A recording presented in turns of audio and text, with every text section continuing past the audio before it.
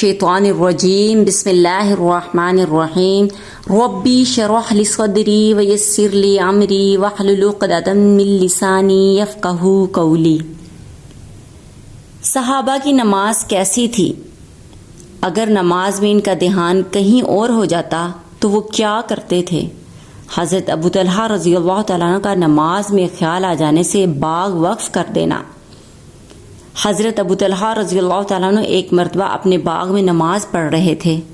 ایک پرندہ اڑا، چونکہ باغ گنجان تھا اس لیے اس کو جلدی سے باہر جانے کا راستہ نہ ملا، کبھی اس طرف کبھی اس طرف اڑتا رہا، نکلنے کا راستہ ڈھونڈتا رہا۔ حضرت ابو طلحہ رضی اللہ تعالیٰ عنہ ان کی نگاہ اس پر پڑی، اس منظر کی وجہ سے ادھر خیال لگ گیا اور نگاہ اس پرندے کے ساتھ پھرتی رہی۔ جب نماز کا خیال آیا تو بھول چکے تھے کہ کون سی رکعت تھی۔ نہایت قلق ہوا کہ اس باغ کی وجہ سے یہ مصیبت پیش آئی ہے کہ نماز بھی بھول گئے۔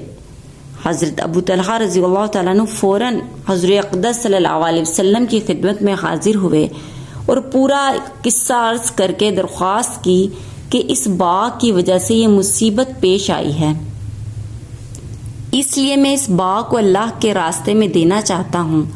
آپ صلی اللہ علیہ وسلم جہاں دل چاہے اس کو صرف فرما دیجئے۔ سبحان اللہ، کیا شان تھی صحابہ اکرام کی۔ اللہ تعالی ہمارے اندر بھی ان جیسی عادات و صفات پیدا فرمائیں، آمین۔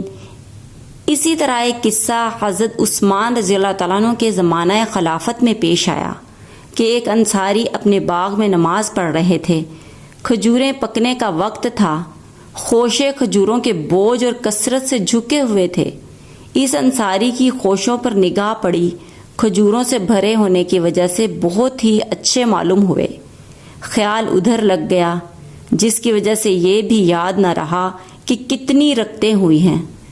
نماز کے بھول جانے کا اتنا صدمہ اور اتنا رنج ہوا کہ دل میں یہ بات ٹھان لی کہ اس باغ کو اب نہیں رکھنا، جس کی وجہ سے یہ مصیبت پیش آئی ہے، جس کی وجہ سے میری نماز میں خلل پیدا ہوا ہے۔